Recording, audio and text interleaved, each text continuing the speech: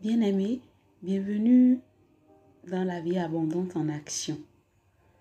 De par cette chaîne, nous aurons des temps d'évangélisation, des partages pour exhorter, pour étudier la parole de Dieu, enseigner également, conformément à la source de la vie abondante, l'auteur du salut éternel, qui est notre Seigneur Jésus-Christ.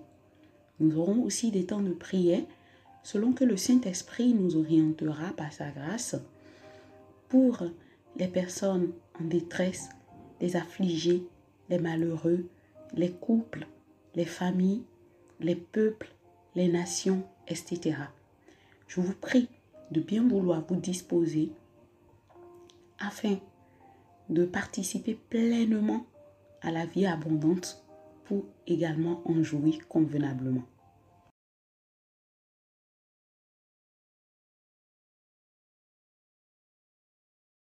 Bien-aimés, la grâce de Dieu nous est renouvelée. Aujourd'hui, nous parvenons encore dans un autre temps de la vie en abondance, et nous abordons avec notre partage sur le livre d'Ézéchiel, le 14e chapitre. Je le lis. Un jour, quelques anciens sont venus me voir et ils se sont assis devant moi. Alors, le Seigneur m'a adressé sa parole. Il m'a dit, toi l'homme, écoute, ces hommes-là portent leur faux Dieu dans le cœur. Ils désirent sans cesse ce qui les fait tomber dans le péché. Est-ce que je vais me laisser interroger par eux? C'est pourquoi tu vas leur communiquer ce message.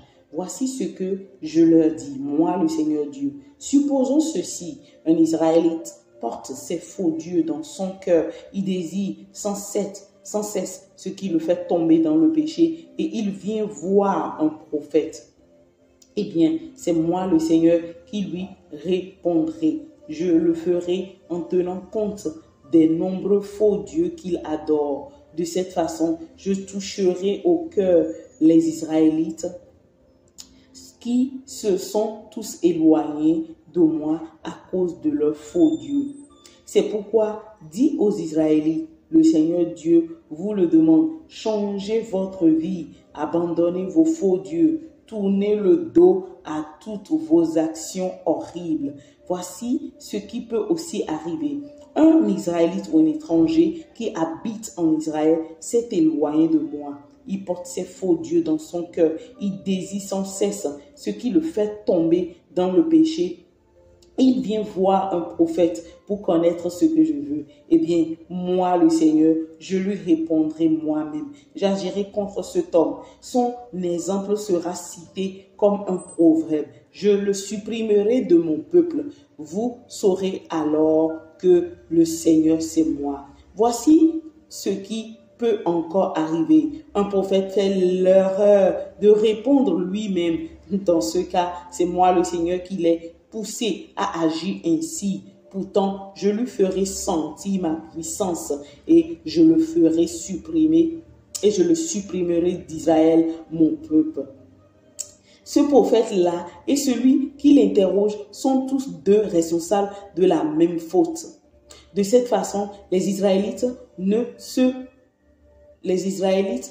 se perdront plus loin de moi. Ils ne seront plus impurs à cause de toutes leurs fautes, mais ils seront mon peuple et je serai leur Dieu. Voilà ce que le Seigneur Dieu déclare.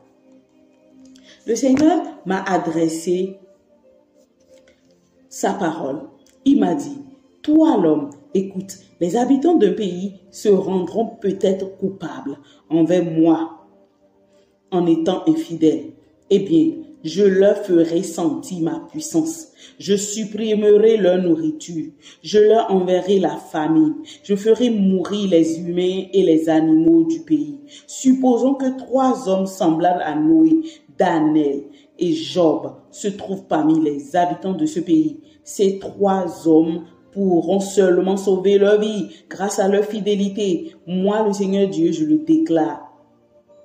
Ou bien, je lâcherai les bêtes, des bêtes féroces contre ce peuple. Des bêtes les tueront tous et le pays deviendra un désert. Personne ne le traversera plus à cause de ces bêtes. Supposons que ces 3 hommes semblables à Noé, Daniel et Job se trouvent parmi le peuple. Eh bien, aussi vrai que je suis vivant, voici ce que je déclare. Moi, le Seigneur Dieu, ils ne pourront sauver personne, même pas leur fils ni leur fille. Seuls ces 3 hommes seront sauvés et le pays deviendra un désert. Ou encore, je veux venir la guerre contre ce peuple. Je commanderai à une armée de détruire le pays et de tuer les humains et les animaux. Supposons que ces 3 hommes semblables à Noé, Daniel et Job se trouvent parmi ce peuple. Eh bien, aussi vrai que je suis vivant,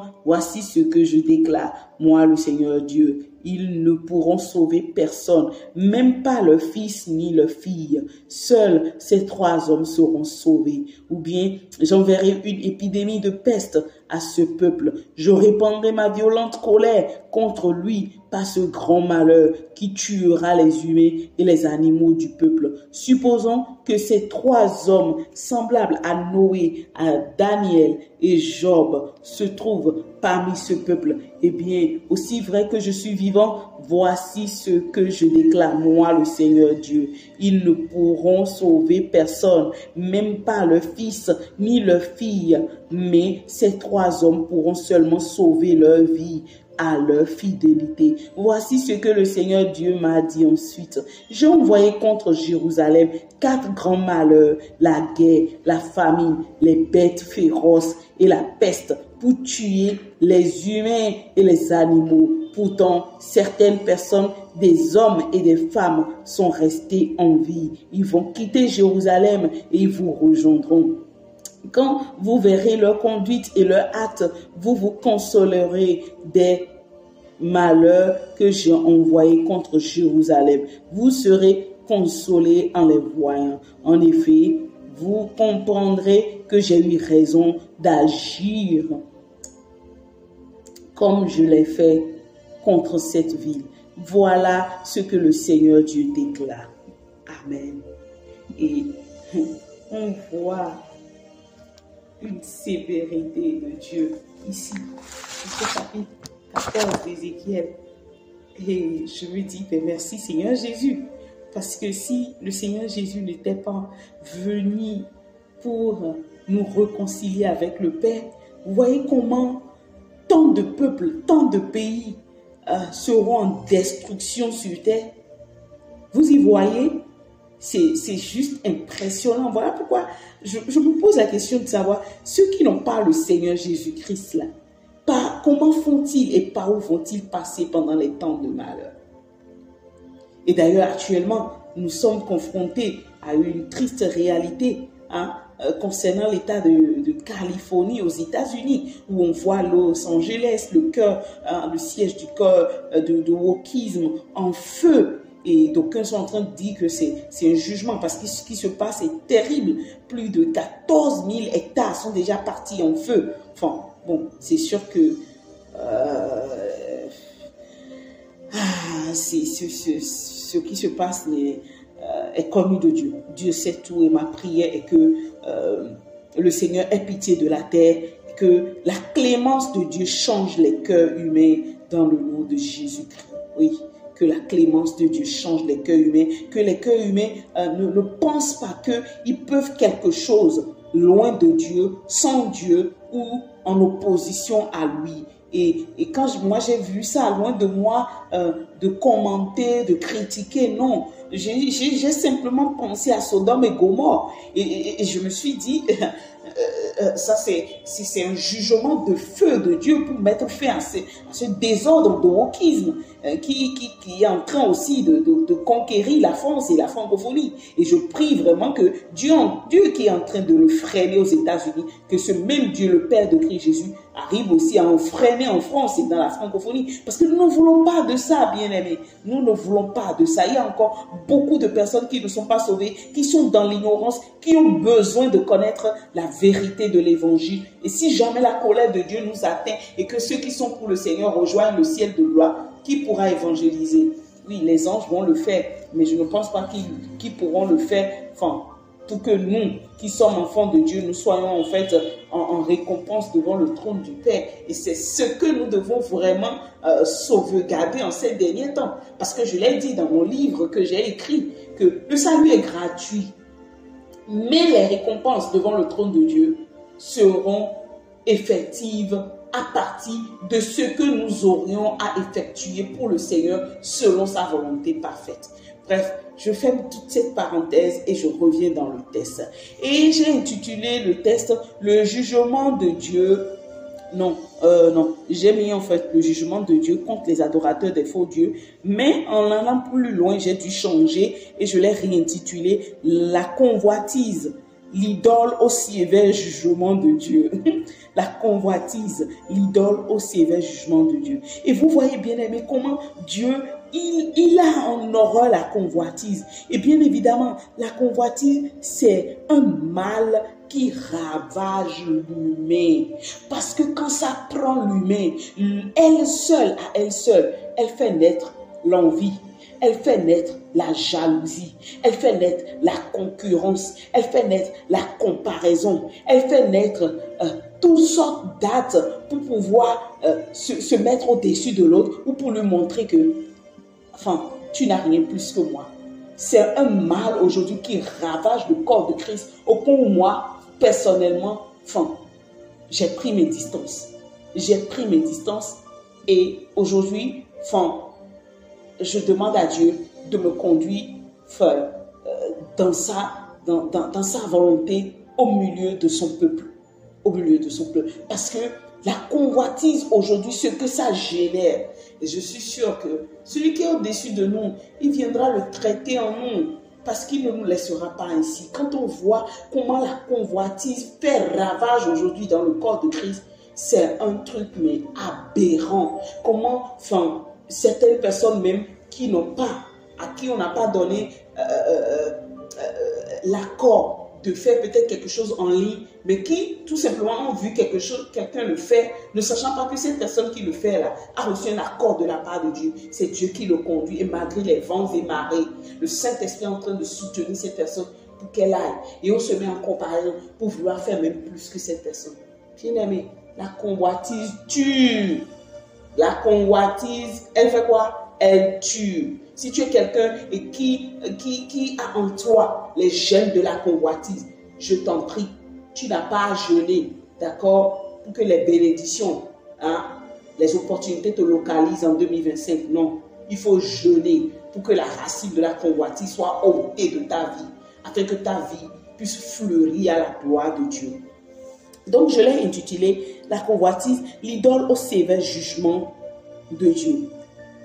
Et, bien aimé, quand nous nous attardons, d'accord, sur les préambules de la rencontre de nos aïeuls en Dieu, notamment Papa Abraham, Papa Moïse, Papa Noé, vous allez voir que même dans l'Ancien Testament, les lois que Dieu a eu soin de donner à son peuple, sachant que, oui, l'homme ne pouvait pas se tenir debout dans les lois devant Dieu. Et il a dit ceci dans Exode 20, verset 17. « Tu ne convoiteras point la maison de ton prochain. Tu ne convoiteras point la femme de ton prochain, ni son serviteur, ni sa servante, ni son bœuf, ni son âne, ni aucune chose qui appartient à ton prochain. » La convoitise est donc une idole qui avait déjà ses gangrènes depuis la nuit des temps. Et le Seigneur a eu soin de prévenir son peuple pour que son peuple ne s'en approche point. Et plus tard, le Seigneur pouvait encore le dénoncer dans le Nouveau Testament à partir du livre de Matthieu, chapitre 15, versets 8 à 9, qui dit ceci. « Ce peuple m'honore des lèvres, mais son cœur est éloigné de moi. C'est en vain qu'il m'honore avec des enseignements aux préceptes qui sont des commandements des hommes. » Je paraphrase ainsi à la fin. Donc, on comprend que quand la convoitise est en nous, nous déplaisons totalement à Dieu. Et quand vous lisez, vous allez voir que le Seigneur dit, ils ont leur faux Dieu dans leur cœur. Et moi, je pensais que c'était quelque chose d'autre. C'est en lisant que j'ai compris que, il était question de là. Il est question en fait de la convoitise. Je me suis dit, mais Seigneur, qu'est-ce que tu nous as pas donné? Parce que si l'Esprit de Dieu nous a remplis, ou nous le laissons le remplir, même les déchirures, les divisions, les jalousies, l'hypocrisie que nous voyons dans le corps de Christ aujourd'hui, nous n'allons pas le voir. Pourquoi je fais en fait le parallèle avec le corps du Christ? Parce que ici, le texte s'adresse en fait au peuple de Dieu, les Israélites, les gens que Dieu a aimés. Et de la même manière, nous sommes aussi le peuple de Dieu en Christ Jésus. Nous sommes même son enfant. Israël n'était même pas encore enfant de Dieu. Israël était peuple de Dieu. Mais nous, aujourd'hui, en Christ Jésus, nous sommes ses enfants. Et quand on voit comment vraiment ce mal-là gangrène le corps de Christ et que ça nous éparpille au point où il n'y a pas la vérité, il n'y a pas la sincérité. Dans certaines églises, tu vas voir, c'est parce qu'on convoite en toi le don, le talent qu'il y a en toi, qu'on veut te maintenir là, sous leur contrôle, pour que tu serves en fait, eux, leur troupeau et leur pâturage. Je prie au nom de Jésus, la main levée, en déclarant en tant que celle que le Seigneur a positionnée pour lui-même, pour son œuvre. Je déclare ceci, que quiconque est sous le contrôle d'un homme ou d'une femme, sous ce soleil, surtout dans la francophonie, alors que cette personne est appelée à être relâchée pour être une bénédiction selon le cœur de Dieu quelque part ou dans un domaine quelconque. Et on capture la vie de cette personne-là d'une manière ou d'une autre pour qu'elle soit en bénédiction pour leur troupeau et leur pâturage. Je prie que le Seigneur lui-même fasse la scission et la séparation au nom de Jésus et que cette personne prenne son envol dans le nom de Jésus-Christ. Donc, quand nous lisons, on voit en fait que le châtiment qui en découle vaut clairement la mort. D'accord? Parce que si on laisse le temps d'Ézéchiel pour dire ça, c'est l'Ancien Testament. Dieu n'est plus Dieu envers nous comme cela. Nous sommes déjà dans l'Ancien Testament. Il est plus doux. Bien aimé, quand Dieu dit que ce peuple-là m'honore du bout des lèvres, c'est en vain qu'il m'honore et qu'il n'accueille pas notre action de grâce, nos louanges et tout là. Ça veut dire qu'il s'éloignera de nous. Et s'il s'éloigne de nous, ça veut dire que nous mourrons. On meurt à petit feu. Tes temps de louange dans l'intimité meurent. Tes temps de lecture meurent. Parfois, même si tu les fais, s'il a pitié de toi, il peut permettre que, à travers la lecture ou à travers la voix que tu reçois de la part de l'Esprit de Dieu, que tu aies l'écho de dire, il y a des choses dans ton cœur que je n'agrée pas. Il y a des choses qui ne me glorifient point. Tu dois changer. Et quand l'ennemi, à travers ce mal-là, il entre pour nous voler notre capacité d'aller adorer, notre capacité d'aimer nos semblables, de les supporter, de les porter dans la prière, ou de prier pour eux, ou de savoir porter, étaler nos cœurs devant Dieu, l'on meurt à petit feu. L'on meurt à petit feu. Et vous avez vu, ce châtiment ici, oui, c'est Dieu qui l'a énoncé, mais envers nous, dans le Nouveau Testament, quand on ne se ressaisit pas, c'est en ce moment-là que l'on meurt subitement. Je prie que toute racine de convoitise dans le cœur de quiconque parmi nous, dans le corps de Christ, dans le monde entier, que le Seigneur l'enlève. Parce que nous sommes dans un temps où le monde attend la révélation ardent du peuple de Dieu que nous sommes. Et ce n'est pas le temps de convoiter, non. C'est le temps d'aller chercher le Seigneur pour apporter, d'accord, notre pierre à l'édifice, pour être préparé à l'enlèvement. Et on peut dire aujourd'hui, quand nous voyons les jugements dans certains pays, les pays qui sont en guerre aujourd'hui, les pays en famine, les Soudan et tout, mais est-ce qu'ils sont encore sous ce jugement d'Ecclésiaste, du livre d'Ecclésiaste? Si c'est le cas, il nous revient à nous de prier pour eux afin que Dieu ait pitié. Et je veux simplement conclure que ceux qui peuvent épargner leur cœur de Dieu en cette saison, le cœur, de la convoitise selon Dieu, en cette saison, c'est ceux d'accord, qui ont la crainte de Dieu, ceux qui sont remplis de l'Esprit de Dieu. Et c'est l'Esprit de Dieu qui déverse en nous l'amour, d'accord, que nous pouvons témoigner pour nos semblables. Donc, c'est vrai que dans le texte, le Seigneur dit que même s'il y a des gens comme Jacob, comme Job, comme Noé, comme Daniel, ils ne pourront même pas sauver leurs fils et leurs filles. Nous, aujourd'hui, de par nos supplications, si nous nous éloignons de ces choses, le Seigneur peut au travers de nous, peut encore sauver les congrégations, peut encore sauver les églises, peut encore sauver nos familles, peut encore sauver nos frères et sœurs. Et nous ne devons pas dire, ah ça ne me regarde pas, c'est la personne. Non, non, non. Voilà pourquoi je veux m'arrêter là et je veux prendre le temps de prier vraiment pour le corps de Christ, mais aussi pour ma famille et pour les bien-aimés en Christ. Père, dans le nom de Jésus-Christ, nous voyons aujourd'hui la réalité, Seigneur, le déploiement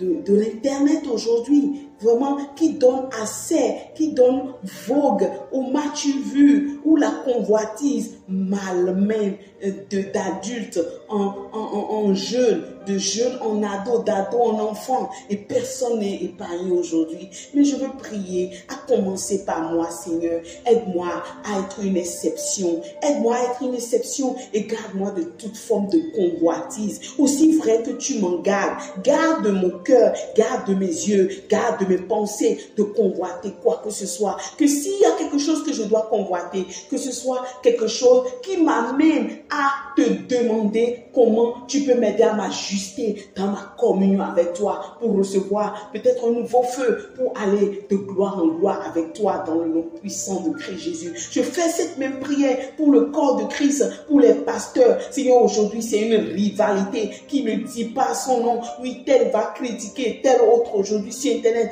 tel va dire autre. Et les méfaisances sont à foison, Seigneur, sur la toile. Seigneur, je prie dans le nom de Jésus, afin que tu donnes à tout un chacun de se ressaisir. Seigneur, que la racine de la convoitise dans le cœur de mes frères et sœurs, de tes servantes, des membres de ma famille même, soit ôtée, déracinée dans le nom puissant de Christ Jésus. Que ceux que tu es en train de travailler en soient des exemples que tu utiliseras, Seigneur, pour amener les autres cœurs à revenir à toi, loin de la convoitise, dans le nom puissant de Christ Jésus. Père, nous sommes tellement fragiles et je veux vraiment me recommander entre tes mains. Moi qui suis en train de parler, celle que tu utilises, la bouche que tu empruntes pour parler. Et je sais que tu voudras en dire plus s'il y en avait plus de temps, mais je prie dans le nom puissant de Jésus-Christ que quand l'ennemi voudra frapper à ma porte, Seigneur, sur ce point, que ton esprit m'aide à garder la porte fermée dans le nom de Jésus. Que ceux qui sont bas plus que terre à cause de leur convoitise, qui sont déjà endettés pour acheter à maison,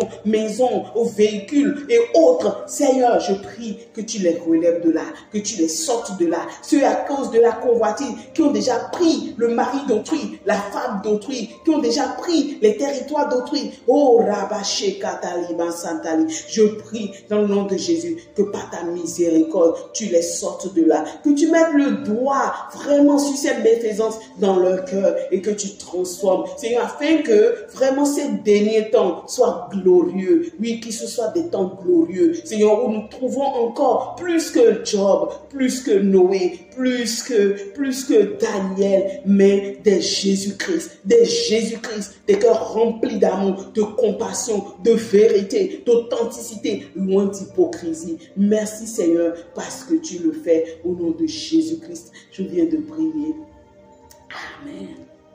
Amen, amen. Et bien aimé, vous voyez que c'est grâce à Jésus-Christ que le châtiment, d'accord, qui est énoncé par Dieu ici dans le livre d'Ézéchiel ne tombe pas encore sur le peuple de Dieu malgré tout. Et je veux ainsi te dire, oh, il est bon de connaître Jésus. Pas pour te dire de venir dans le Seigneur Jésus pour faire plus de trésors. Non, c'est vrai que là où le péché a surabondé, la grâce a surabondé. Mais quand nous connaissons la valeur de la grâce, on se préserve du péché, on s'éloigne du péché. L'on voit qu'on est déjà glorieusement vêtu, qu'on est déjà pimpement vêtu et on ne peut plus s'amuser dans la poussière ni dans la boue. On ne peut plus traîner avec tout le monde. Voilà pourquoi aujourd'hui, je vous appelle à Christ Jésus. Oui, il vaut mieux de l'avoir avant de mourir. Il est celui qui nous sauve. Il est celui qui intercède pour nous à la droite du Père. Il est celui qui a versé son sang